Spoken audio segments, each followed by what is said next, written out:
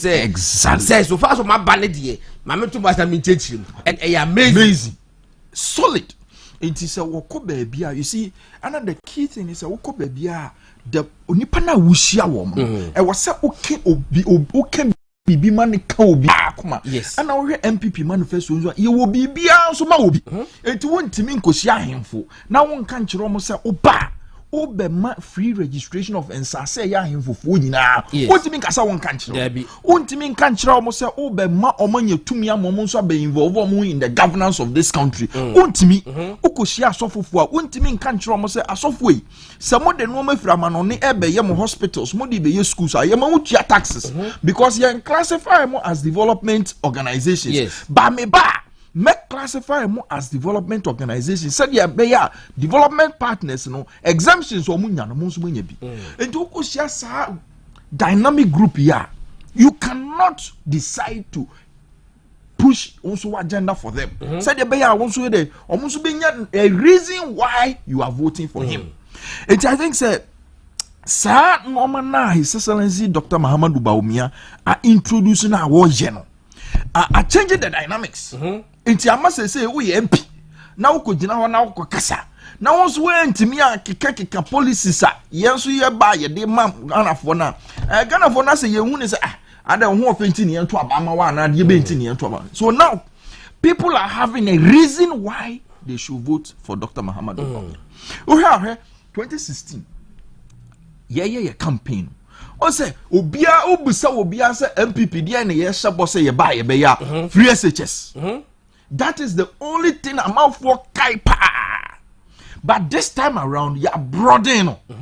Obian himself, Dr. Mahamadou Bawumia say oba a teacher for moka car duties now mo de ba na yem mamno you see ye beden ye be twam you say ye de be restore it is say no we teacher ni na wo kraka say wo de ba also beden ubenya exemption report o ye nurse na also what car na wo clear also port ubeden ubenya exemption enti wo hwe program na as o say obiye nya bi yes we your small business flat tax enya fe na obi beba be gina ho no abeye calculation no aba be hunahuna wo ba o se ma to store mu o se ye nye ne sa ana sa enkofo mo ba ye ho no ma be hia ye no mo omo audit ye o ye adwuma nim nyina no o se ye ebeye faceless nipa bi ama wo ho wa woto computer so na wa file taxes na wa wotua sika through momo and by bank transfer.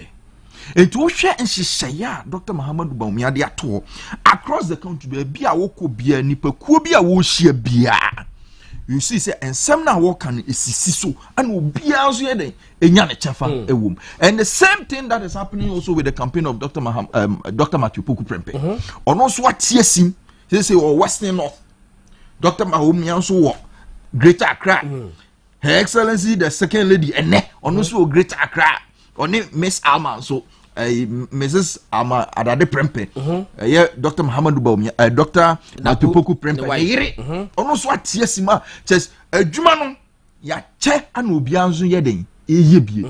And I commend our parliamentary candidates almost so badwuma ewo mo constituencies ya wo hwe di obi ya efe ensori aye ko ahemfi aye ko works aye health screenings aye all of this no ama as a year campaign aye na as a year chance you opposition wanwon yes so mahama no mu wo ya no akoda enti wo hwe the way I saw campaigning near Juma ya we are grateful to Dr. Mahamadou Bawumia for the leadership. Yeah, what provided, yeah, what me galvanizing everybody, or carry everybody along to make sure say victory now. Yeah, Ghanaians have a reason why they're going to give us the victory. Obia nim say and she say yeah, ye go your manifesto nim obia abenya ne ye need you.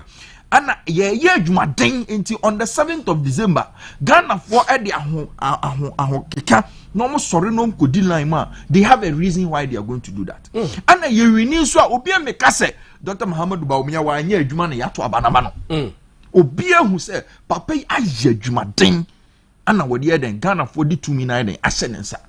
Now, across the country, dear, hey, Massa, now okay, second lady, ne North Tono. Me de mahu bi na ano odin mame ano odin e fa me ne panimu bi pa o ka che me se MPP for abase enkofo ene ekoho and I say okay yen hwade o was started from voter region yes and uti the people na ehu and I say dia omo base enkofo and I say okay wo do pa yen ko STC and I say VIP omo base akese pa and so so let's say 65 as say let's say 65 now person base nipa 5,000 because nipa hu mo ho no omo bro 5,000 a 2% base in the past 2,000 da. How many bases? And I'll be here at the alcohol. Now, ye Otihon croca a crony, and said yakes, and 65 wa 10 effort the passing 650 and the bus is 10.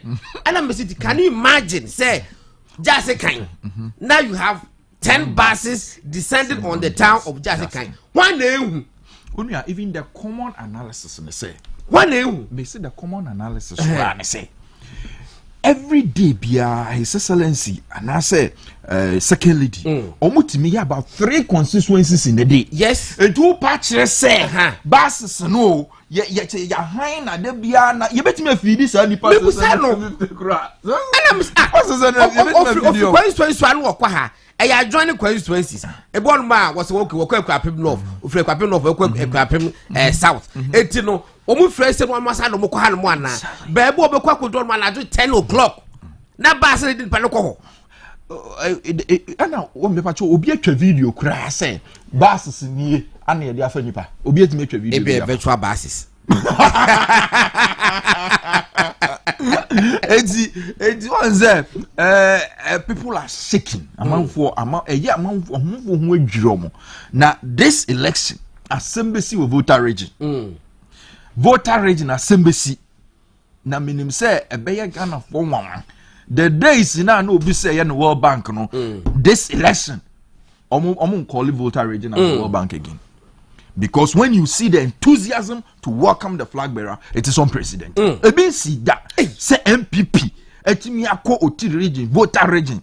Na they say crowd na Oti region on hinibi on paramount chief bi o say omo pa MPP achaw. Ah, o de chopper be. Omo ntimi ma ye seat bia na this ye de omo be che ye seat. Enti MPP ma ye de aseda kese and ye de mamu say ye nyina ya gi Dr. Muhammadu Bawumia ne nsempa no ya gi adi na ye nyina ya som say ye beboa ama 7th of December yetimi akoto aba ama Dr. Muhammadu Bawumia be the president of the Republic of Ghana. Wow. Oh, I say yes. I received a message from DNB mentioning Victoria. Oh, I see. Yeah, my back of the retirement. Nice. Was always in your message. Nice. Wow. Okay. Yes, how you use technology. Once they say artificial intelligence, you know. Yeah, Dr. Muhammad Bawumia, they say we technology savvy. They say crowd me fail forms we na Dr. Muhammad Bawumia na kasa bodin. No, I can't share the entire tomano. So what they chat GTP? Oh yeah, the chat GPT so ba. Enti wo kwa no so we busa chat GPT. Dr. Bawumia GPT. No abusa.com. No abusa says Dr. Bawumia me school ni o. De ben se na wo mame. No catch us me ba me so free SHS ni na matimi a continue na ma consolidate. Me dem me call ma question we busa say Dr. Bawumia adintina eni se me to abama John Dramani Mahama. Me pass for the be. Oh be ma. Obi nyama misisia. Oh be ma sisia. Oh da hwehwema misisia. Ma sisia. Julius but Julius, I would say election na ye call and no telegraphy front page said ye can no and the horse issues on the economy paramount. So if we ask the CBS about the economy, MPP manifesto and never bend the woman and ma a dependent that's what said 2025 Dr. Bawumia be president. And never be kuyi. Shemula never be me sebi and I'm going to say and they say it metiasi. You got the medal say I mean chia CEO nso edwumaden a omobo e de share campaign ni mu na me say mre do dey wow so senior lecturer ba ko Legon was said Dr. Bawumia sent me a message on breast care say October there no for home command ye I know say me so many message so nya bi ma kind or your video we buy I say o de wa na wa nka ye be video no okay okay what say Dear Julius, I've made this video for you on why you should choose bold solutions to upgrade our country. Was it click here? It is possible. Dr. Mahmoud Bawumia. What click about download? You better download the video. Yeah, share me. Send it. Send it. What is that? Question. Say why should I not vote for John Dramani Mahama? What's it say? What say Dr. Mahamadou Bawumia presents himself as a candidate who offers selfless leadership with bold solutions for jobs and business, emphasizing his commitment to integrity and accountability. He has a vision for a prosperous, self-sufficient, and digitally advanced Ghana, which include sustainable jobs and ensuring food security. His administration shall focus on significant achievements such as digitalization of government services, economic growth initiatives like One District, One Factory, and social programs like the Free Senior High School Initiative, which have positively impacted many Ghanaians. Bawumia's leadership is characterized by a proactive approach to governance, aiming to address the needs of all citizens regardless of their background. In contrast, concerns about the previous administration under John Dramani Mahama include issues related to economic mismanagement, corruption, and infrastructure defects, which Bawumia has highlighted as areas needing improvement. Thus, voting for Dr. Bawumia is framed as a choice for a leader who has demonstrated commitment to addressing these challenges and fostering a better future for Ghana. When a question back up, you say, where my manifesto?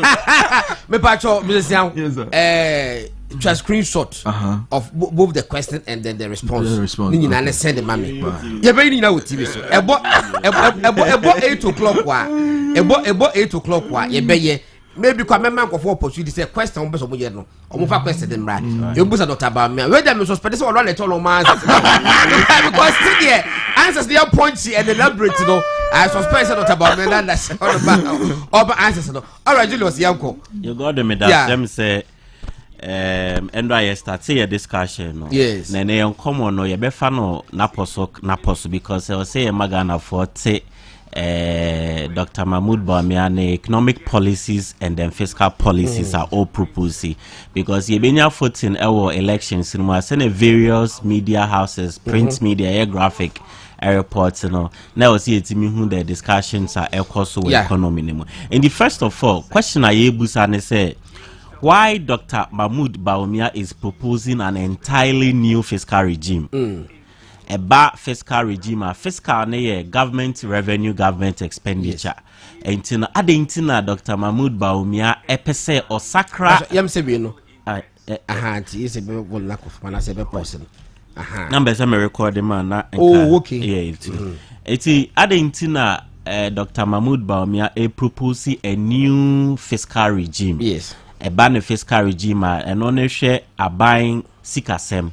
Na yenim se aban so eba ni sika sema eye etuogigye and again in so no na ye share the other side na expenditure ekwan aban fa so ebo oman no ho akonhoma na ebewi echi ni so no na afen so ye sika sem no akotote yenim se o share the past 2 years 2022-2023 na economy no na siki na recovery out of global recession sana say the externalities no and I can say now we were having our pre-existing conditions, which is the budget deficit and also a better ho edema abai enti Gordon eye nyina ya said ye say ye benya candiphobia or bete enhyehyeye na ase na afi nso no wetimi a breaking it down afefri anafo no baby now wait me a painting a very good picture Ediama Ghana for and that is why I share the policy harmonization because Ankobane is up enkoye business as usual 2024 elections no the leadership the visionary measures are share Ghana for do na say ebi ebekayen and that is why the fiscal policies the economic policies are Dr. Mahmoud Bawumia Ediabano yetimi akọ manifesto ni mu akenkan mu ayemu review ayemu analysis and say reflected the conditions the current conditions and trends are yekomu entini yebeye pensem mu say dentia Dr. Mahmoud Bawumia propose a new tax regime a new cry ya can share the business community because I'm complaining about how cumbersome our tax system has become, because that is the footing. So once you share a 2G any a home tax administration ye now when you a very friendly simplified tax system and a regime very attractive to the business community as well as individuals untimi enya usika sem you can collect money or generate revenue in your country. Ya can say currently the tax to GDP ratio say in a country where, as I say, GDP etimi ahete a trillion Ghana cedis, that amount ne mu saying a bit me are translated into actual money for government. Send the periodic borrowing, as I say, ne see etimi puti a stop to rate no na baba bijai. And na make us a midterm for ni kase for the past 2 years, as I say, the economy is seeking a rebound. The impact on the business community, Oshe Yunuanuma Omudidra Ewabusu Kai, the various markets Kantamanto, Swame Kumase, na Oshe Mpenifua Ko Omonaswa, and Komomoni Omabonini na no ye how I better structure your tax system. Because no na affect Omo. Oshe the duties at the porter, importers and exporters, that is what Omudihun Koma over the time. And Infonia Mitren say why Dr. Mahmoud Bawumia is proposing an entirely fiscal regime. Eti nini na ejina sanyin sheshaya and what the current system is say yebenya candiphobia obey that bold because God when him say tax ayemra. It has to go to parliament, and we have used some existing tax laws in the country, and also there's a lot of work for Dr. Mahmoud Bawumia. Remember, in the first 100 days, because repealing all this tax system is a lot of work. You need a lot of men to sit down, do the drafting, do the bill, send it to parliament, go and then get majority of the MPs to defend you in parliament, and that is why my parliament majority is important. Very, very important. First thing that Dr. Mahmoud Bawumia proposing, say a better fiscal policy year. Say businesses who call ahunhihimu, or share omu investment say businesses consumer spending ekofem. Ye intime mufo yesika sema kofem. Eti ye kokroma in your mano by intiminto.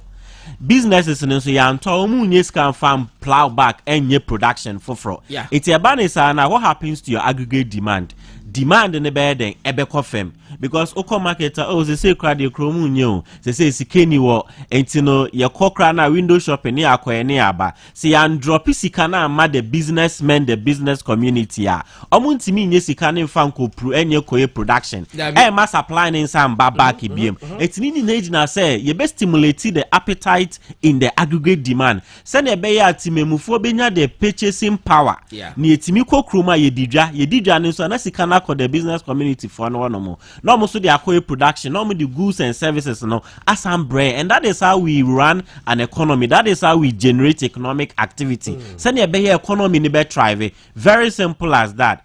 Eti ushe say ni muna onse endo anameka say the management of our deficit ehia emra say ye de be manage your deficit the current law the Fiscal Responsibility Act somewhere in 2017-18 and our current MPP government added the Fiscal Responsibility Act send ye be ye penny for be responsible in managing government finances yaka say current law ne 5% of our GDP. It is a budget and as a finance minister a budget or who kwan say obed the figures or share the revenue figures now my plus or minus na me meet that threshold and I said that criteria of 5% of GDP. Some ranu over the time I have practiced in the garden ye say and I say true Dr. Mahmoud Bawumia policy proposal or the abane say here say ye best akremu.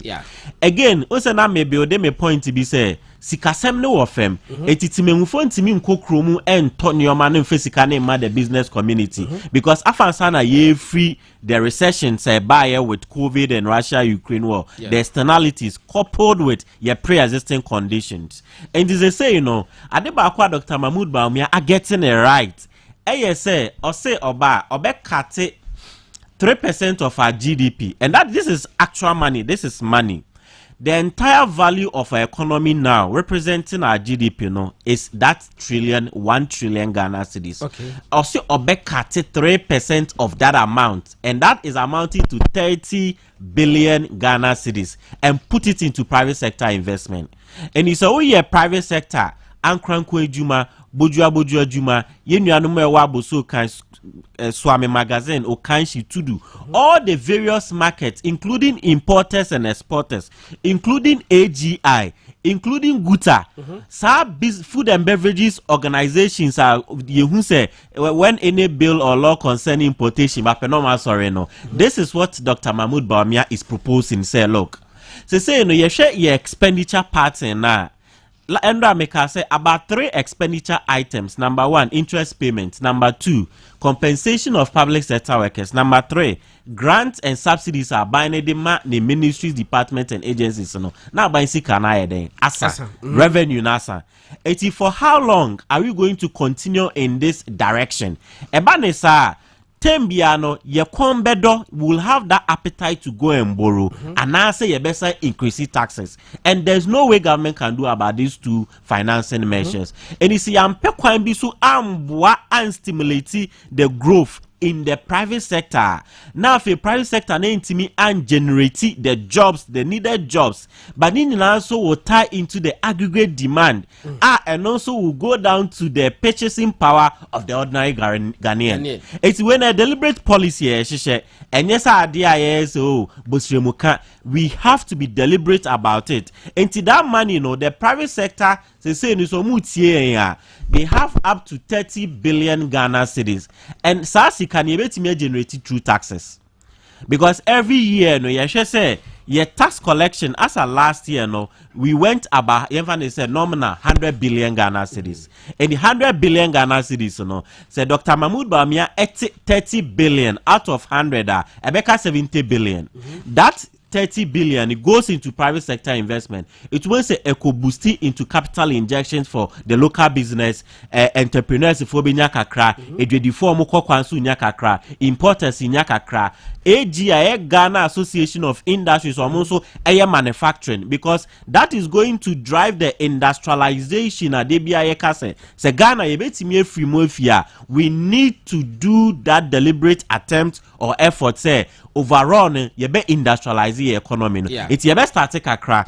Me the crata by a tray and say various sectors of our economy about the agri side in your import in terms of metric tons about emo, about a citri, about cement, about ceramic tiles, fruit juice, vegetable oil, sunflower oil, Christmas eBay, ubonse import of rice, because demand and start then build it up, and when also will have repercussions on our exchange rate, and that will affect our international payment, because Ebanesana will have to change a lot of cedis, get into the dollar and bring in the goods. But I will say that deliberate effort say you be empower Timemu for Ghana, for the business community na and I say ye farmers na that cyclical review of say Christmas ibedua demand wemo na ekosro obia ehwehwe foreign emo efia brochire emo efia mananeba ye local rice production, what is happening,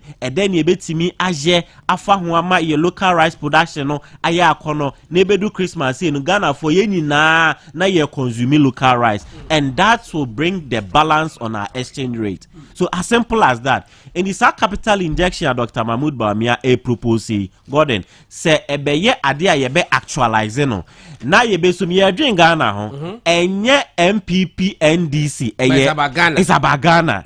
Yes, it will use an MPP or NDC to develop Ghana, but this is what Dr. Mahmoud Bawumia is proposing. It's yenya sa enhyehyene etiase here now yebetimi ezoomi it down. Okay. Set me building on the framework, the legal framework, say the current Fiscal Responsibility Act, Dr. Mahmoud Bawumia say oba, also amende na yema the committee, mo more independent. One say Emrana kwa kweshe finance minister motu. ono no controlling eti committee a ye power mo no omo ntimi entwi finance minister nim in case ondi nhyehyeye so a se finance minister enye fiscally responsible a committee a wo no mo ni saa tumi no because embra emmo mo saa tumi no metimi a check finance minister say hey Mr. Minister o expenditure no aye bebre say wote so it's one of the things that Dr. Mahmoud Bawumia is getting it right and he say I was say yetimi ma to me krata anase ye ma to me be enfama the Fiscal Responsibility Council no omonya more independent of the finance minister and your finance minister and ebe mo mandate is omo fanko ye juma quarterly meeting finance minister and the reviews be mo so omonye debi they can be on their own, they can check the finance minister, they can call for document on budget, they can call for document on actual spending, they can call for document on actual revenue generation, your taxes, how much money or minor enya through grants and donations, and then through money from our taxes and non-tax revenue, and also a feed the oil sector, and then our state-owned enterprises. Ebane sana when you're a third body beer like the castle say IMF of Faba be a big brother. That committee, you know, will become the big brother for the finance ministry and the finance minister. No, mate, me then I check the finance minister and put the finance minister in check. Send a bear uncle raising expenditure name deficits and build it up. So on that part, he's also getting that independent, that autonomous, say the Fiscal Responsibility Council, no, really well. Then the finance minister can be checked. And Kobani say, oh, or parliament every year presenting a budget, and one on appropriation begins, and money goes into the various departments, ministries, and then agencies. The key ones after the next policy in ASN. The current 5% on the GDP, which is the Fiscal Responsibility Act, no. Say no, the key amendments they say na America no any finance minister be obet me raise revenue. Oh yeah, giwe and make us a budget the estimate and actual transactions. It's the Dr. Mahmoud Bawumia so etimi enya akache ne right and they say instead of raising the expenditure, raising the revenue, no. Oba the proposal is that say you bet me and mitigate the effect of what budget deficits no. I was say you cap the budget deficits no should be 105% of your previous year revenue. Okay. A year previous year sika ba ye afie twemo no. And only sika wo no nim say this is the revenue or mine ye timi generating. It is a Ghana ye generating 100 billion Ghana cedis. There's no way I'll be your expenditure no man be 250 billion. Ebane sana unim say outrageous. There will be pressure on the Ghana Revenue Authority to collect those monies for you. And this year to me generating 100 billion in the country. Then a year adrene a to assume say oh and yes ye build the expenditure and near cap a deficit in India. Sika ye nya afia etwemo and no soon ye beshe ne no ye entra 100% or 105% of it. Is similar to the Bank of Ghana advances or mutimi and the central bank, and it's the same thing. And that is the policy Dr. Mahmoud Bawumia is proposing. Say obey sa emray. Say the finance minister no emfane pe adjust the figures no now if no target na ye kesiye, then GRA will now have to go and harass the business community and then also think I always share ye more see ya obeko no mujini na wono mo oto ade pe ye show receipt ni ehwemu ye rese wetu avata. All these things should be a thing of what of the past. But when na some policies we need here I think say we should be critically for good governance experts and more policy analysts and economic analysts mo na ho namba be hwe. But day-to-day trader, day-to-day jadine no, me just say hand on obeshu. Policies being in the same book room, manifesto book no match no. Policy being the woman, million na work cantamount or onye sky akra, ukuta be $10,000. Yeah, no, they quote to me this will be so on quote take if up of 1 man one tono. Policy being the woman, a beba ababwan the woody. Right. Yes. It will share. But when I bet TV with him, I mean, it would actually will be a aquabamra. Ha, you won't me radio 5.9 any movement television so program di the Ghana nti if I'm Gordon Asare-Bediako many million penifo mienu and we say no more Julojima and now we say no more na bodwi de fe mood we economic analyst and we right for the sound so Ghana Library Authority one edano at the tail end no member na kakra and then ma wo maye wo library side holiday in fact e do twem e just get to ye can because maybe so na me call library wo cultural center wo Kumasi da anya no abra bebre pass bi na library bi akono but say e just get to the virtual one is nyina no e bia by the tail end na me waka the akoso so ne sector one of them rantia omude ni munyama bre party no e bi NYC no no Julius but to aso ho no adwadifo mo hwe say omude forget about you omude hono form ho say wo be couple say die you say die omude form do munya ne say wo kodidwa obenya kwanta kofa ne man waba na tax o say free be flat rate as a flat tax rate yeah no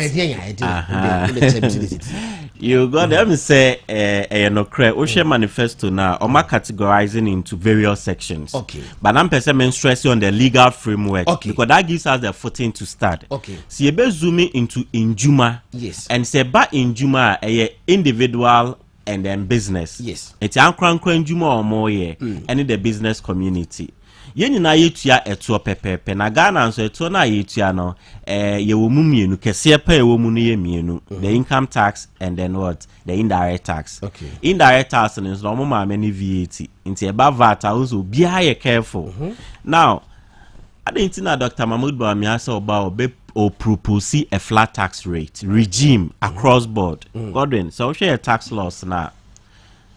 Items no see the indirect tax and indirect tax they affect you bia whether o sika in terms of who make income or minimum bosome so na bia ya fa wadwume mu a yetua oka eno ye sika onya o minimum so that is your income we business so na udidwa na unya mfaso every month afene so a we declare profit that is your income yenina yetua eba indirect tax a yenina yetua the same tax because yenina ye call the same market enti say a tin of milk na akoto a enfa say yenua Hayford ebia CEO ntino milk otono yebe tusu amano na ebia obia oton ice water milk okotomo kesi yente so man because ni sika asem yeden isa eno no enwekesa eno no nye respecter of anybody into koto milk once akwa do se oba koto milk na de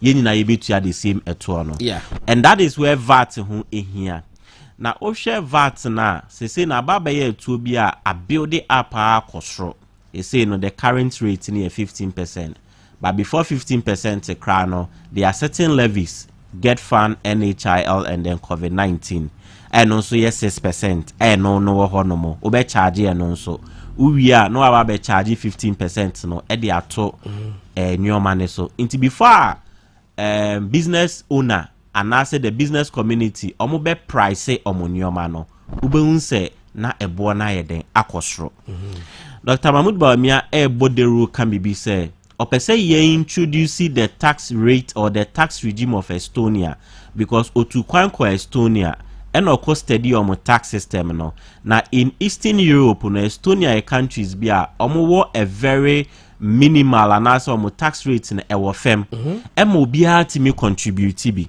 And to send na me breaking it down with the VAT no nipa saying it to me extra invoice VAT invoice ebe sa calculation see over time ano ye den aye kese it you know the proposal is that oba be amending nyina ye no simplified na aye one and is say no say o ye business community na o charge VAT o ye VAT register supplier wa register or invoice a issue a sa calculations bebre na ewo invoice ne so na ye trotro get fund NHIL COVID VAT nankasa o she industry bit say the telcos are almost an charge bibi a friend communication service tax and also a 5% in addition to levy of 6%. See your call yenuanom omo tourism sector hotel for na omo tourism levy so charge the existing levies no, and there are so many levies, taxes on the same product. I a friend of the cascading effect. It's lead to overtaxing of the same product or service.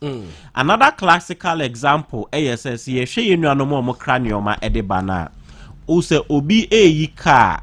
The kind of duties dispensation was so now. Say a import VAT a VAT so and as a duty so say omu yika na it's even higher than the duty itself. Yeah. Duty na ye di yika no a free port e di abano. VAT a ye or duty ne so no is higher than the duty. Nini na ye how a tax system no akwa iti amana ye cumbersome. Implementation are difficult and attracted the business community to support. And Nuntina Dr. Mahmoud Bawumia is really hitting the nail on the head on the spot. Say, sa system in Kebeya Pamno Trino and Sadie is in consultation with the business community. Gordon, Okomuncha they will tell you because they know. Say, no flat rate based on in your manner or the air bano. Based on it, and yes, a flat rate across board. So OBA 40 feet container.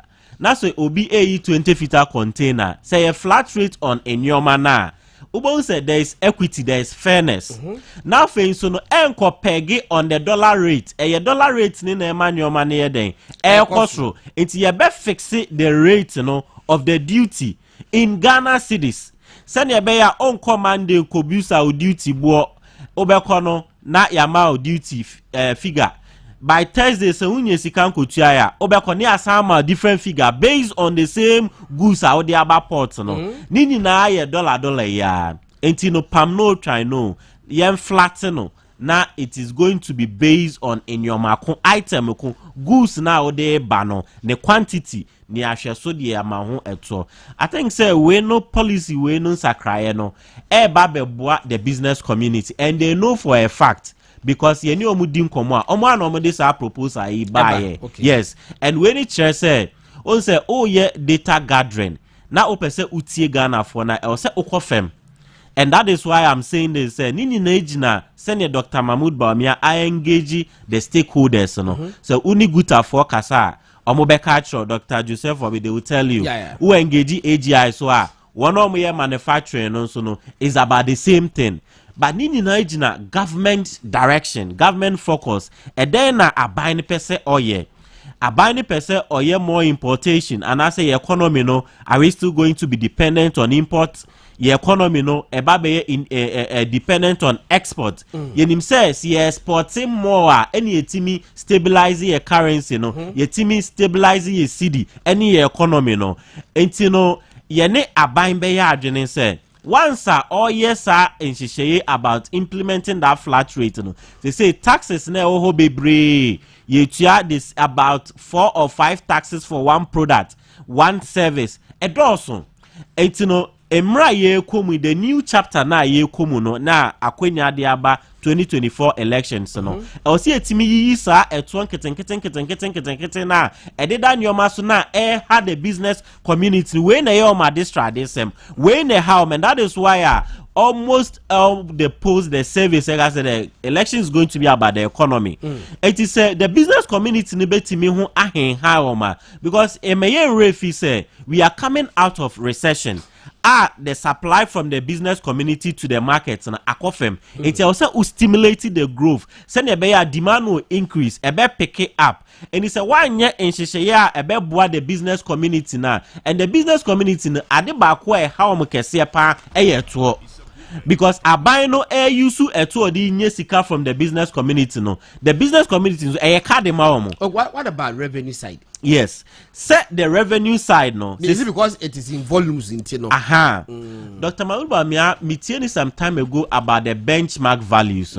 Analysis and say once Ghana ye duty bono na omode nyoma ni be good porter because duty soninti no muntimi enkle. And the volumes were building up at the port because of higher duties. Duties now a year kese the businessmen omuntimi enyi omunioma. So the same proposal came say yenye benchmark values no adenti na entity duties no near align no send ye be ya obi kra ebia 10,000 20,000 na so betimi aklen in your na or kope aban benya sa sika no say ebia obe pegi duty ni be 50,000 100,000 na at the end of the day no in your money ka ewo porter demurrage charges ebe sanka in your no and aban also will have to provide space a be holding in your man at whose expense on the same side of government. And then the benchmark values here there buy it's ability duties no now or harmonize or streamline no and most of the business community need here there clear on your money be brave until you are targeting the volumes. Say it's our flat tax rate no what's a Ghana for you say data or about 1 million people pay your tax. Yeah. Our firm o share your population o dear ye my who be 20 million Ghanaians ye o be 35 is population census but o dear ye use your sample size be 20 million Ghanaians na si ye nya emu 10% impo e na etua taxes e de ama o minor you can see the money we can generate but acquire said the existing taxpayers no always no so they become overburdened and in Brofu ye ka say there is no taxing capacity. Ekwambe so na akwakot because nipa no ya taxing na one bottom sika ni na asa. There is no tax capacity. Ya obetimi we squeeze na ma ade no we do ne elastic yes we do onu ma ewie. Eti wanye bibia wo de be stimulate no ama ne ho aba baka unye sike bia anye de enfree no ono and that is why you have to spend on the taxpayer. You have to spend on the business community. Eti abino incentivize the business community or attract them because they say no say taxes ne be flat na eso etetia or make various policy proposals be so bad or be abolish e-levy and the any more record betting tax it is going to go off. Other taxes be as they say ha Ghana for no ebeko betting tax the menya komon double crab boys the chabet to is you say me ba here for what verse be na one say ona woka say tien ben na business community yes obi oton ade wo kokomlemle oton ade wo aboso kan tien ben na policy a ye kan nyina no ehun faso pe brand business no sen nti wakeke bia but ade ba kwa ye say refie tax amnesty na ye de ba no okay say no ye nim say Ghana fu dwedifo bebre mo han wo dwene ho say afi ba be kwa wie e wo so onya tax clearance kra na de ko pe contract bi na sie nanso ye unya akonya unya sika kese bia ntimi nkotwa wo keda ho Dr. Muhammadu Bawumia say nyankopon boa na mo na akonya na obeye president of the republic oba betwa eka eda ho nyina na ye nyina ya satia fresh nti se wo aboso kan na sisi wo han na hunhu ano se de be ya betua eka eda ho na Dr. Bawumia say don't worry nyankopon boa na 7th of December yetimi koto aba na mana ye ba obema ye tax amnesty ana se wo business na sabe sika ho ye den ama wo pebosia kakra nanso unya bi samre ya say Mastercard ni other agencies sabe o manyanya sika kakra o mode bu adwadifo nanso ebia wo no area na wo operate ni unyanya sika Dr. Bawumia so obebie SME bank specialized SME bank ya se wudwumakuo no se nipa na o mo ye adwuma 80% of them or more Ghana for who qualify to apply for loan from them.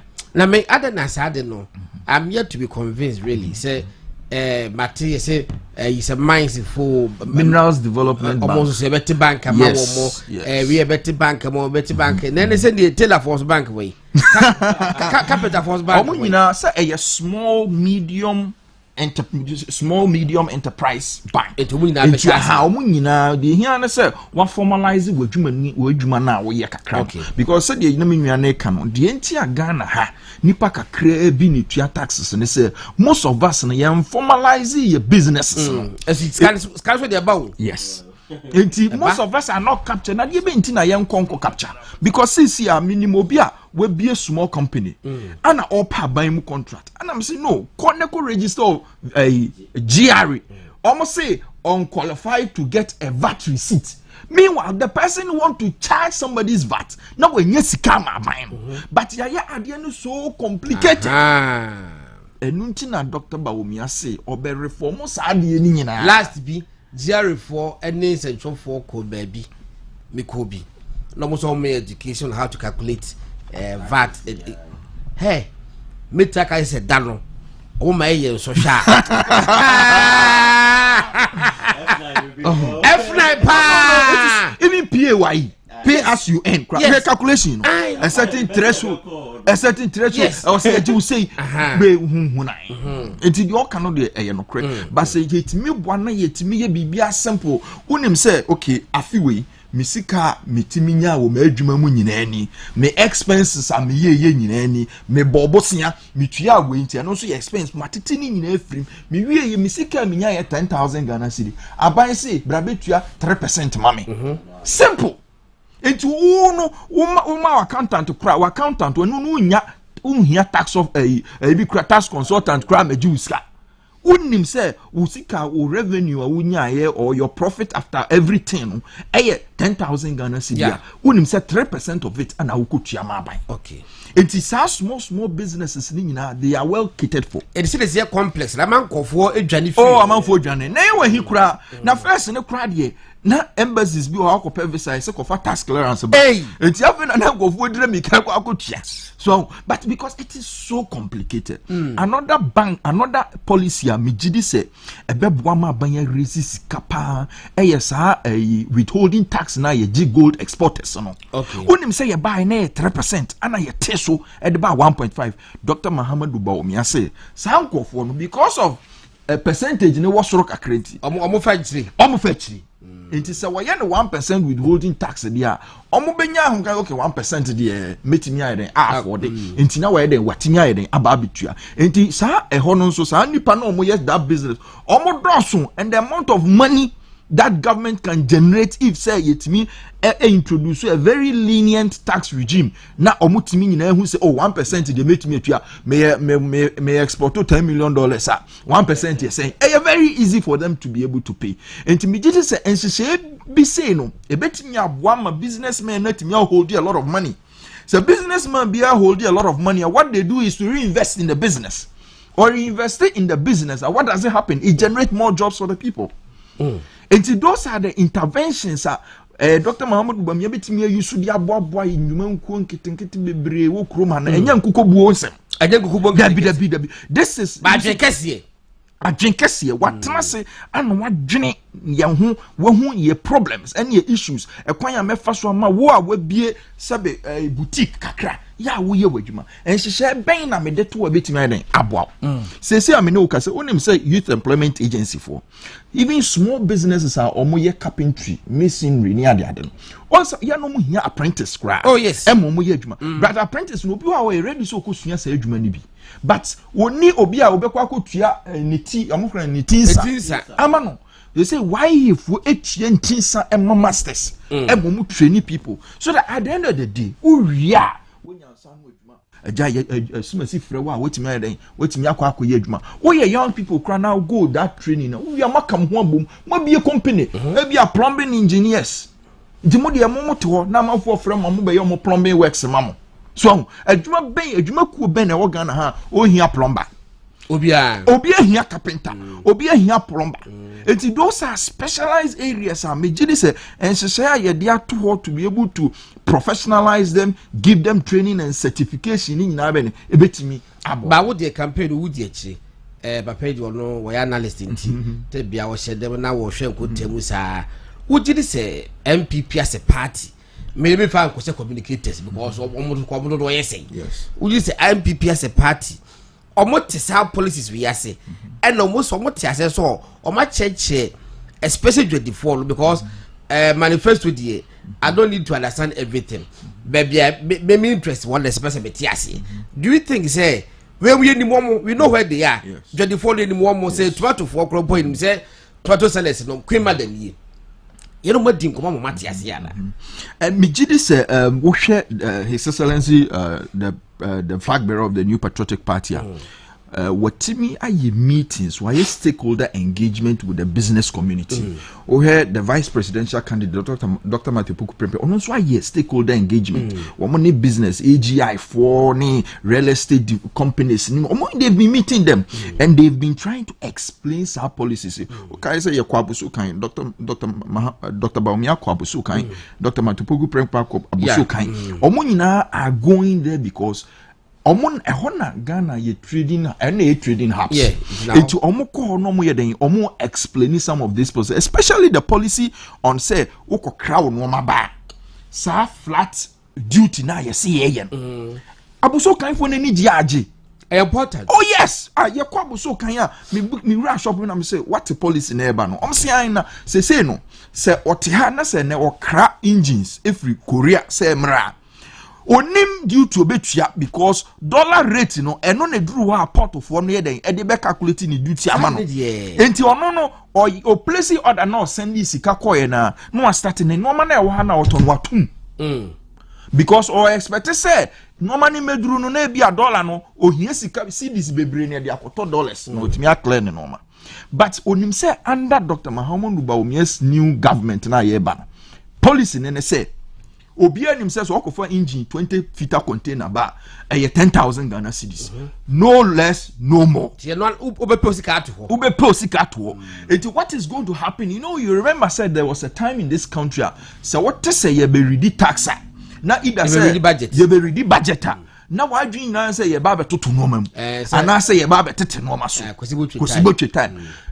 That is the you know, so people are able to plan and they know that okay, this is possibly going to happen. And what we are going to see is that when him say Dr. Bawumia government say you be ready tax near kase this year your flat tax ye introduce on car engines, you know. So all the car engine one container and I say spare parts bia a car parts bia a container full now declare this is the 20,000, 10,000, 50,000 and the wuchia. When himself for the whole year until say you be ready another budget, you know. When him say sika we na wo kra no ma ba ubetia. So what is he going to do? The other one said there will be stability in the economy. Exactly. Into obia mpre na ho say ene makoto engine fitani charge obi no okoto Korea maybe a Corolla engine abisike ma ene oto no 20,000 Ghana cedi ochina onim.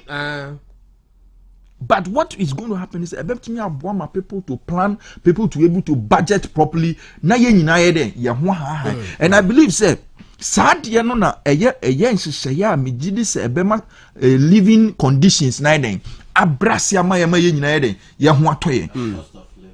Cost of living. Ama ye nyina ye den ye ho atoye. Nhihye ba ko no say won say so we teacher ni, we police ni, we prison officer. Esan say ye tua woka efa ebia controller na say another body binti no obetimi ma o ebia TV so otimi ma mobile phone na boso me controller den tenenka omo ye kranka omo timi ya na teacher phone be kwa deka na se me shade da wo me shade wo asante achim sa yeah me shade ho before me call journalism school ti me na minim before me call field no me na papa so shade da enti what me na be say high purchase what just if you don't answer was na high purchase the work on DP na wo fa na dia ba ne fe adini na brand new etiti se dey omutimi gi na wo hwa wotimi gi be no agi be die o say wo threshold so wutimi gi e maye nti oboso be more than that ba me wakodi nipa me nsa die enti controller beti ba akope because others mo de kwa controller e ma approve enti controller beti be die ama be boso so a two others so be ba so be jumosika ne ba kwara sa akobọ be se okrom ho wo de atua enti boso me be so no e be ka be 5%. It's every time be a recurring debt.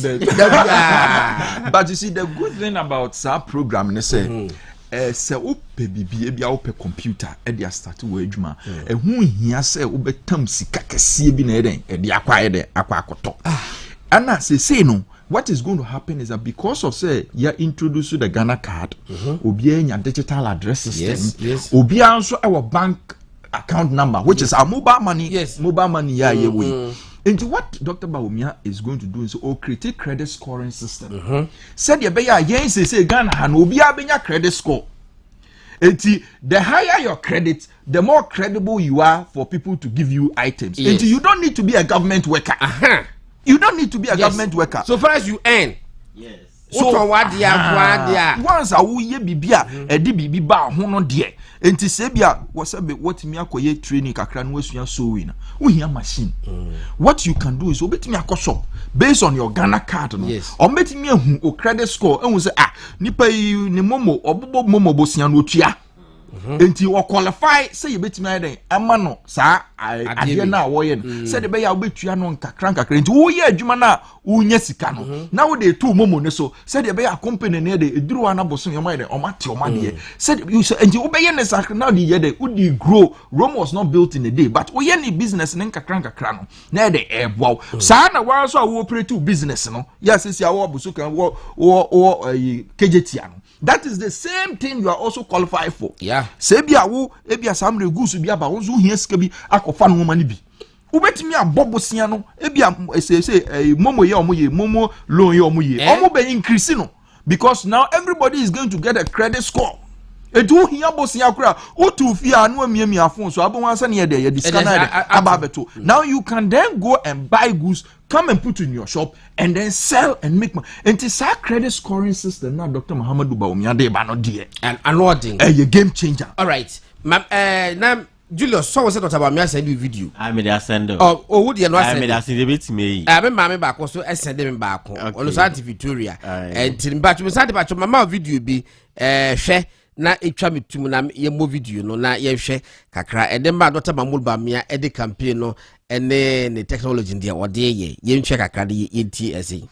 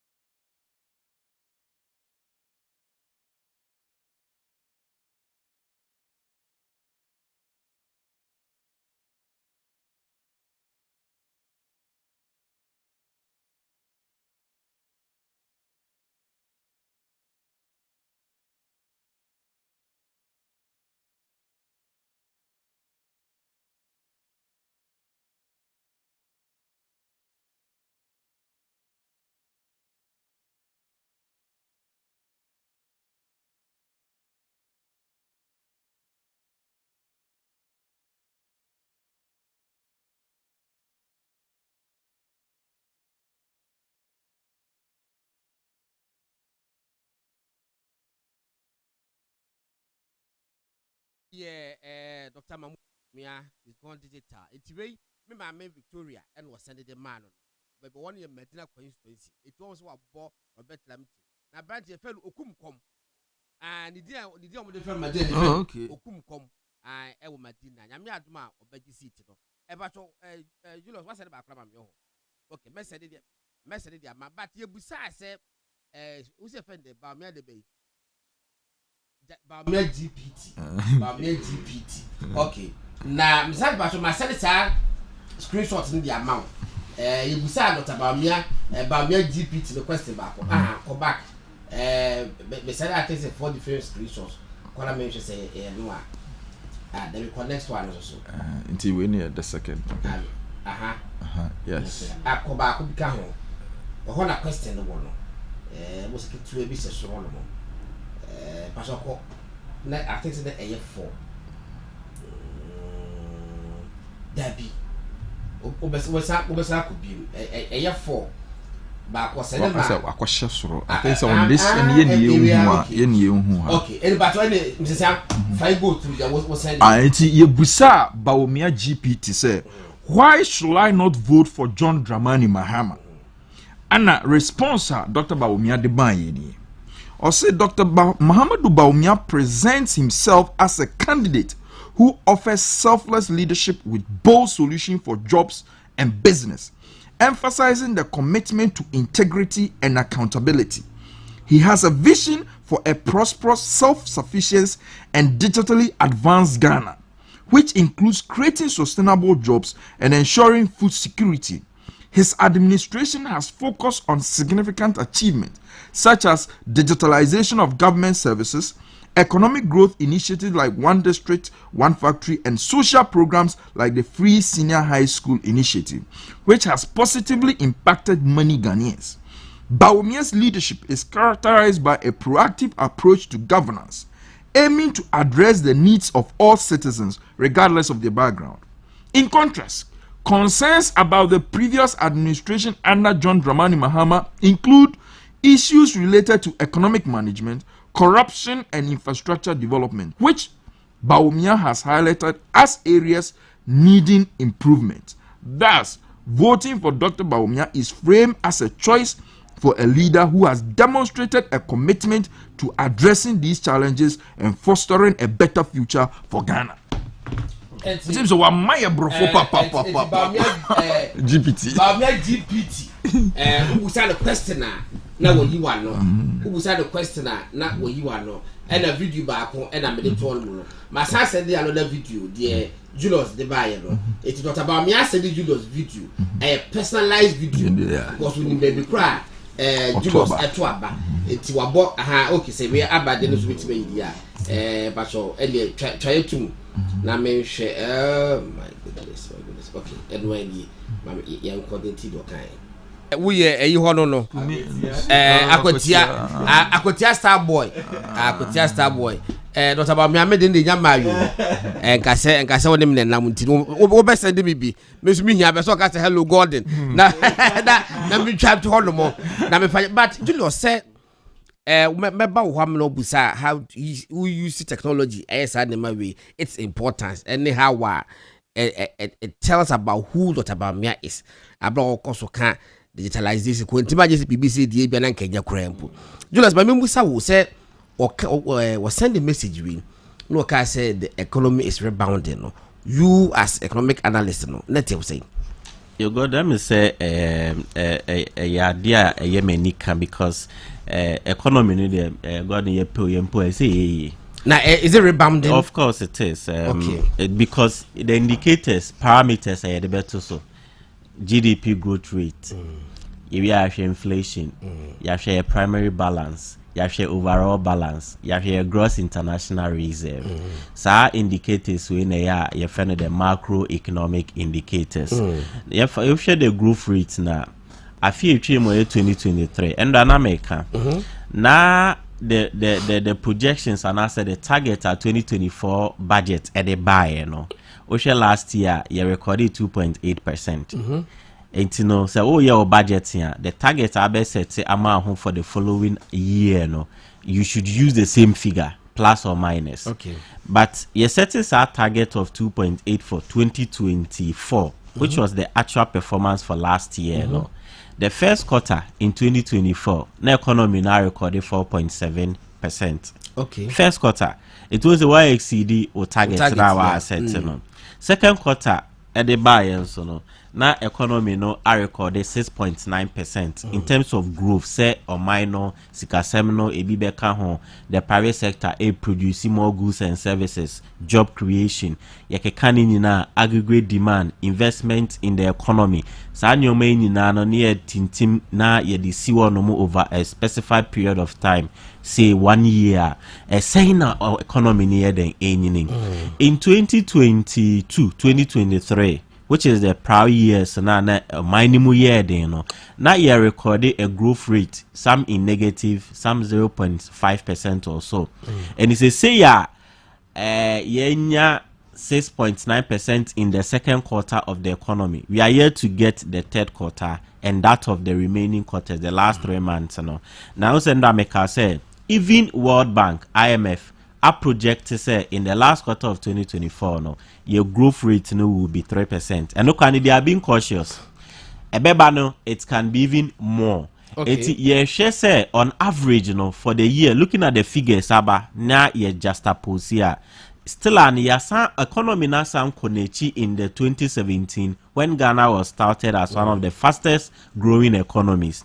It is so interesting say even though a binary economy ni call IMF no, Ghana was one of the countries yetimi esignya approve and intent them quick omo year the debt rework no yen krata papers ni nama IMF ebe so abanimu one of the fastest across the world. Again, we share your treatment ya yebebo current finance minister Abasona Bawumia. On say ye no one of the targets na ye set and as ya set ya man ye say obe complete the external debt restructuring. Na opinion so by an external debt restructuring no God in one completing is akeke osanya savings edema economy no we can say of about 12 billion. We share the treatment with our bilateral debtors now. Yenya savings of the media no buboso edema of about 2.8 billion in terms of debt. Sikomo they are chaying. Say Ghana yetimi any oma be negotiations ye into no oma change sikano because the essence of the debt restructuring ye say ye ho be hen sika semu. Afin so we the bilateral debt no or call the multilateral ye need that of euro bonds and also koye no honorable 80 million savings of 4.4 billion. And I think so near debt cancellation of 4.7 billion. These are very, very good news for the economy. And no SAT and part of the rebound Dr. Mahmoud Bawumia kai. Another indicator is inflation.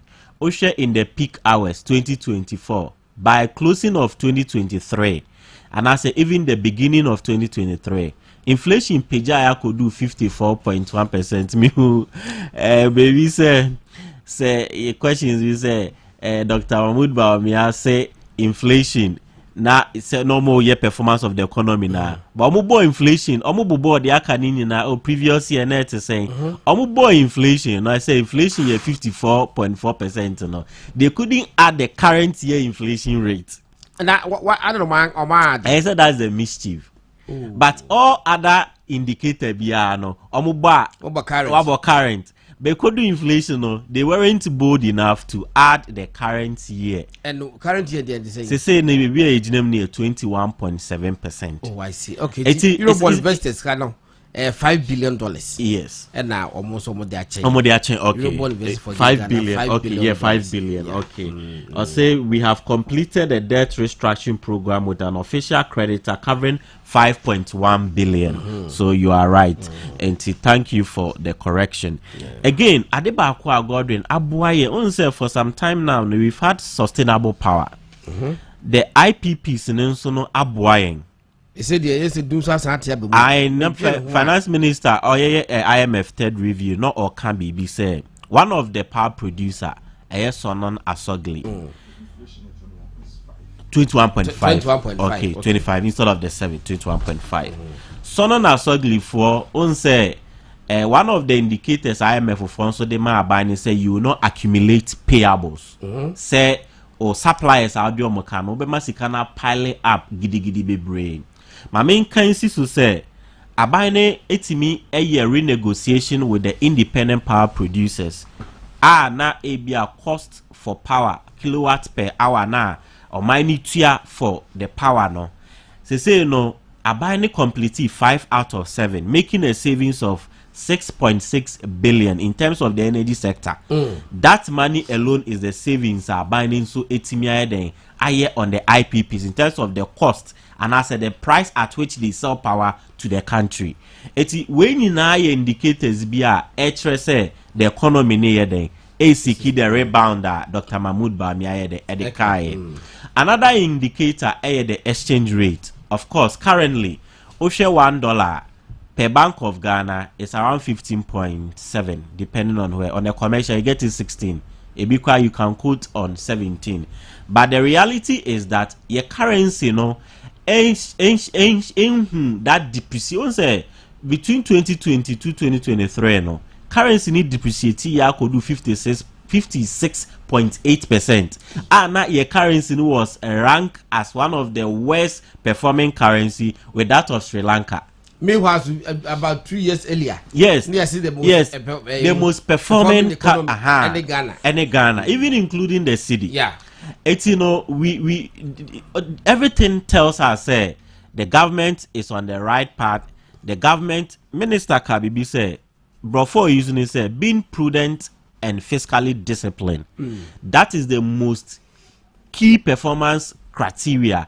Yedema finance ministry and then the finance minister, because the management of the economy in Ghana, most of it in Inano sikasem ye payments and then once you get your economic policies right to the business community, stimulating the growth in the system, creation of jobs now, automatically, God, we know what will solve our currency issue, which is industrialization. Of course, because say intimi anti imports so. Now, if you are homegrown, I empower your local entrepreneurs into getting the businesses, getting the jobs. Now, if you know the taste and preference, I never quite high no. Ghana for you so accustomed to foreign goods. Omano local product onje ajidi efia brochire edeba. So gradually with time, the way Dr. Mahmoud Bawumia kono say or the policy bia was say them buy Ghana first.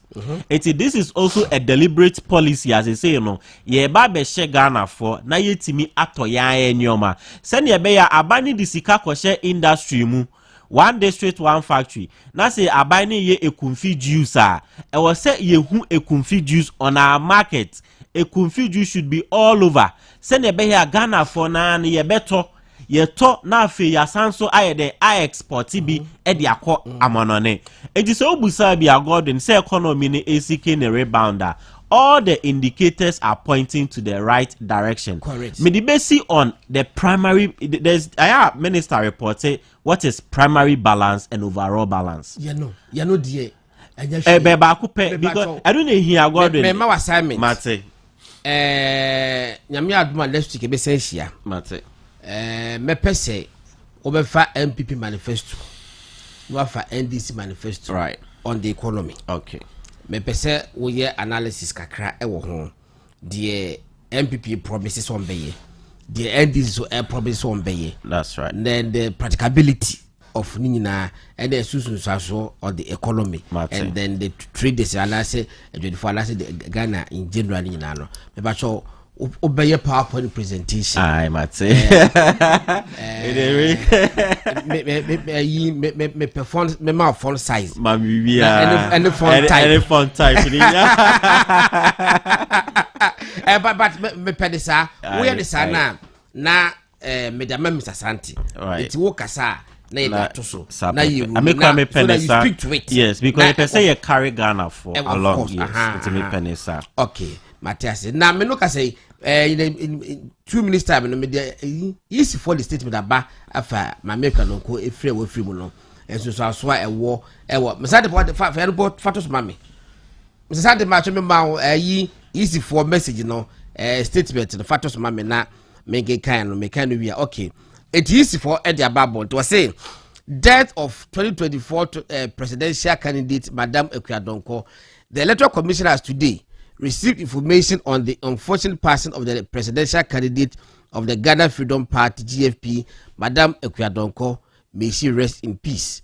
While the 1992 Constitution and the Public Elections Regulations 2020 CI 127 are not clear on processes to follow on the event of the death of a presidential candidate, Article 54 of the 1992 Constitution provides as follows: where at the close of nominations, but before the election, one of the candidates dies, a further period of the 10 days shall be allowed for nominations. The commission has since informed the GFP to make arrangements to nominate a new candidate and inform the commission accordingly. In the meantime, the commission has suspended the printing of presidential ballot papers, which was near completion. Thank you. Samuel Tetim, Deputy Chairperson, Operations, EC, and now Odiatu Jano. This also provides an opportunity for us in subsequent elections. Electoral Commission also when they start such an initiative on better insurance. Insurance? Yes. so that insurance can cover them in the no. event of, because say you know you are aboka but and get to insurance be to cover this processor and bia and it will not be at cost to government, because where the anyhow you look at it, the Canaba, because say party versus GFP. Omoka so contest here. It means a new person for the Babeto so. I said ya you need is a pretty for. And now Omoka so moon contest so it means a safety cultivation bebem. Debbie ballot maybe it's one more do that number if I don't that saying not that number 3 it means that number 4 number 3 it will push up a so kakra pre-code sana and the main gene they say you bet me at the time because mrebie no where hihye ho say obi free ma immediately no change my position because you ballot and obi kofa a certain number. So what I say, enti say obi a offer a certain number free man. Untimi nka njam say mensa on the make toss a number no automatically. I think it's a gray area. A gray area. The constitution is not clear. Enti say no ahuni ya na manso kase bi. But you see, yeah kwanyina what democracy di enyini. But yeah kwanyina ya mehun say your constitution no. Any airline this year and never be blue mo say yem fan ko deep sa hwe me aminu yakwaku dewru ne ba perfume ye koye yie no be 3 weeks ago banana papa no dodo no enti o ma dewru na ye o ma le proxy say obeto aba papa na film is the proxy still valid or not? I don't see a great. Nipa ya beto aba okosa amene mu di. But okuta proxy no. Okuta proxy no. And immediately they say so because Supreme Court I say yes the be course different individual be mon quantum na clarification say the man say the be ya because the minuka say omo print them kaka kwana ko mawie no ma suspend is rather unfortunate. They said the now can say sa no ma we nso ansi ama nso anka Supreme Court omo nya adwuma nye dabi bia and even the most advanced countries in England they always have these issues coming up new ones anwene ho I think say it's all yes we are democracy na mature I mean 2 years you know so we are learning and you know very interesting I mean look at what is playing out in parliament very interesting scenario just me sure say political historians should be taking notes of some of these and then I make at you be say if you imagine say MPP ni NDC let's say constitution cry is so clear say ebeka fence bosome amma yakwakoto aba na flag bearer free mu a eni say ye replace no because they are printing people say we na me see ye melusi sumnem say one day now 1 month to elections now either MPP or NDC flag bearer will free more. Can the nation afford? Say constitution say and I see that to man it say 1 month to election will free more yempe replacement. Hey, give to me. We have to get a replacement. So we have to get a replacement. It's me no ya dream insurance now kind say because for me e 2 days the crowd police see ya. I was saying, Yetimi, yes. That also brings to the form. Yadi be yen shwe. Constitution in my quine say, you bet matter about September. Our Ghana, Constitution no. You bet in October, November, December. The last day according to Constitution, you bet about any 7th December. So my question is say, at then ye dear one bro say, ye dear go to last day. Because last day there be trigger say pa. Aya unconstitutional. Etie family ya nim so me. Na bibi say si a na tenya na otwe mienu bi atwa akoyechi. Anam de make me won me nya adwen. So we should look at it again. Na me gidi say as your democracy ni grow. Even crowd the way you see to aba. Say yakote paper. Na the ink bi akoka wonsa any ade ni na me gidi say ekoye nim no ya ye nyina ye unique identity. Even for me I believe it should get to a point what they will voters ID card national ID card national ID card national ID card media my dream say voters register na year for a day voters ID card this will be the last time I hear voters ID card for me yes this will be the last time be money I feel yes because why should I have a voters ID and a national ID be money I feel especially when buyer Ghana card no more comprehensive yes and you know the next 4 years in the year we have no business. No. They used to make Ghana card number na kamichu. Hey sir.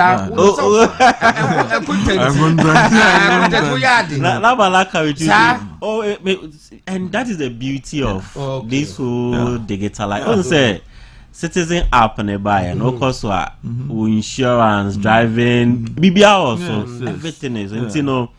Mati high sense for say or more year promo high sense for a year promo starting enra meno kasombe we 8th November 2024 na high sense for fridges die enya senketwa and then the 5-star kwa and the tetara ho sa no masa ma 5-year warranty minim company na ubenya sa 5-year warranty no ewo ho enra ekokosi 8th November 2024 high sense for enomo eye promo low TV first fridge send the pacho any bruja for 0302 550 000 0302 550 002 eno eye high sense for refrigerator na omo aircon kama match to see who mame careful gastro mixture so stomach ulcer typhoid fever and I said that diarrhea was what about kwaji gastro mixture menstrual plaques mixture also menstrual pains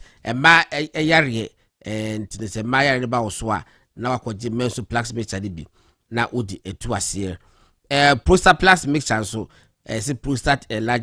prostate enlargement frequent urination and be as a won't be annual so urinary retention but mekanfo prostate plus mixture ena edi amount open do supu to bita ko past ventures na boachi herba tema community 1 Ekus pharmacy Ashaman main station and then House of Lords La Paz 22 years ago and now man penyin papa bi ba o man Ghana and now day national insurance buy and now mo di my NHIS app aba obetima download ewo phone so na otimi ko register and now otimi renew obeta bo star 929 hash now the renew national health insurance they be a wua tabia takum ememedru biteno nya de se bechichim we be man say unya case na untem di be man pacho tabia takum usupiri ko judge no eno anom Mrs. Young ye close yenko ye wi alma ba Julius woni ya 2 minutes it will be man 1 minute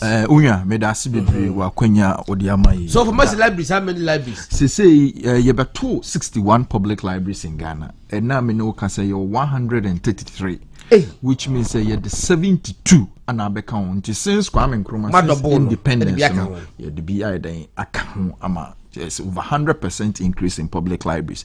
Ye buy ye na books ye na what shelves of so 61 in our Ghana no. Na just around 349,000. Ye actually so here 1981 na ye were 36 libraries. Then so no books was shelves so at that time cry 1,040,000 or so. Na after several decades ye ba 2017 ye beto ya so ye the library dan bi aka ho ye nko hwe books e wo ma books bi enim just less than 400,000 books and ye ko almost 2 million books on the shelves of public libraries in the country and then so open book akan a enye ya static libraries ne nko a wo fa wo phone baby a wa download TikTok, Facebook, Instagram no ye honom na ko na ko hwehwe Ghana Library ya just ebi mo phone so ye friend ni Play Store ebi mo nso mo de no ye App Store ye wa app into betimi a search no wa download na for the first time wo Ghana hankwa da betimi nya library card number no wa access books a yɛde agusu ni nyina ana enye books nko a se bia we parent oba e wo class 2 class 3 class 4 or subject bi o difficult room e bia English comprehension or difficulty ya wo English teachers akukudam ye o ma kyade a ya record ni nyina nti obehu lesson 1 lesson 2 lesson 3 obetimi abie bi ama oba no ama wanya extra classes nti instead of say obefa extra classes teacher man obetimi download app no na e bia enwumre bia no wabie na wahwe videos bi no no so den we sua adeom eye nhyehyɛ kese a yɛde ato na the good news ne say sa app yi so eye MTN ne Vodafone Telecel omo nyina se ya zero rate nti we need data wo phone so kra na utimi eko app yi so kokenkan books to meet yes etimi ko tie audio books etimi ko hwe videos tutorials ya yɛde agusu nti eye nhyehyɛ kese nyame boa next week yes the aso ka form ewo ofanko North Municipal Library enya sponsorship to be able to build one library for them mom wo dwabin Ashanti region mo nso yenya funding na yeba be see library ba ko nso ewo Ashanti region so amamo enti library ne de Nyankopon bo a end of December no na 140 libraries na we twatum na ye twatum na obi ehun said His Excellency Nana Danko Akufo-Addo ne Dr. Muhammadu Bawumia omo baaye no omo badwene ye ho ya desua nkanko ana omo badwene ye ho e ma se Ghana ha ba bia obi a utimi enya boku kekan edunya se ye pese ye sustaining all of this investment, all of this innovation our Republic of Ghana. The only thing we can do is to support the Bawumia Napo ticket by voting on the 7th for Dr. Muhammadu Bawumia. Everybody siam ya na wa mona ayititia e wofie ha na yedi enkobo Julius ya kwai 1 minute fabra kwa Mati 1 minute me say CEO I de ne ye be so ne ni age live ba kwa kwetia mo fa online de ma but candidates you know last 4 years we had any reading workshop in Akwetia so the mobile library van na NDC for good na that time Dr. Matopoku Prempe Bawumia ye advance ni nyina ye de bi kwa Akwetia e kwa ye reading programs so nti we are very much interested enti ka chen say me ne be kasa Mati you what do me say Mamenda was say conversation no aye de pa me say CEO Ababe enrich the discussions and so e de amaye and I send you okay no me be obi say e be the analysis on both sides I na yetimi I presented the facts no na Ghana for timi enya education on especially on matters of the economy of course na thing so no me say me de ma no AC no economy ne de say nyina ye kai ho bom na ye manage economy na ya na ye nuanu bi ye negative speculations and a finance ministry I say and a finance fiscally reckless managed institutions MYN on the economic space and MYN Oshe US economy Oshe Britain economy a ye won timemufo na nema economy ne ye den akono enti no say ye tu ye ho edi AC wo any afebo no ye be make sure say ye the issues on the economy matters of the economy ebe brega na fa ye mum pense muma say be ye ma menemu a omo all the various markets wa also pure water ton wa traffic mu wa ton plantain chips traffic mu ubetimi ate enhyehyɛ ya aban no eye ene aban foforo ebe bia eye god me de manu si kra na me say ye ma me ba ko hwɛ yen ono so na me say ono share the same birthday it was me we share ono so ma we shi bi amana me dia say mani bi ma me abena asare okay me say oh yeah me name kra unemu so eti oye CEO Emma Baule Ventures obuton cars on say me cars o car no Godwin ba beji ba ko ti me yuto meba ho and afi so sanso e wo tissue shop e wo Achimota Kingsby na the car ni fa no ton no e wo abelempe he ya ye be ko no eti e kwa no ho no se wa we hu eti awami abna sai happy birthday Nyankopon inshallah bebre God me da se pa all right abusafo enti Julius Jima where Executive Director Center for Public Policy and Economic Analysis and menene bidi enkomo no and menua Hayford sia CEO Ghana Library Authority so ebe kan ho maka sia mo mamo na entanye intitia election na less than 40 days nyame aduma ifiada ebe ye the movement election lens ebeba eviakete 1 to 3 p.m. na ye be street data analysis na ye hwese the data no esitiem across the country be compare compare contrast share previous elections data na eba no Ashanti region voter turnout na was right et say the MP for benya the for benya no et say e be this anko ni nyame aduma Friday 1 to 3 p.m. no ye betena se na me na metina dwamu me ne menu akokudawuru ene dasbeje dwamu and of course researchers across the country omomo etime churches mase nyina no ye no be best studio ni no edin kumo se wo bi na wo say papa bi ana ma me wo area was the specialty any data analysis no data bi abacho obeta contact say wo bi hono mo wisa na wa so na wo hwe na wutie ne say what that capacity na mbacho ye hia na woni nyina edi enkomo public education on electoral matters dey very very critical bedem Asante ase masa ab ene Billy ene of course adongo na dogo dwan mu jabi di anopa no ene asemato birthday dwan na esa afa ne ko ho enti Chris Jokweku ene adwume yo so yeda ase chema wuntumi mu nyina mo yeda mase mo bo adwume fam God Asare-Bediako nyame adoma e chanopa movement in the morning Kwekudewuru